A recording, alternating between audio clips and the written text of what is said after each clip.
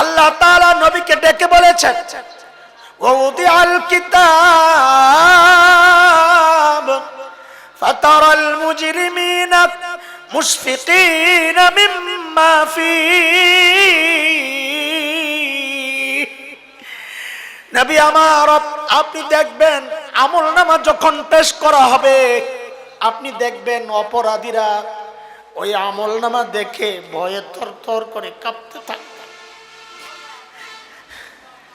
ভয়ে থরথর করে কাঁপতে থাকবে, আর চিৎকার করে করে বলবে, মালি হাযাল কিতাব লা ইউগাদিরু সাগীরাতাও ওয়ালা কাবীরা ইল্লা আহসাহা। এটা কেমন আমলনামা, কেমন আমলনামা!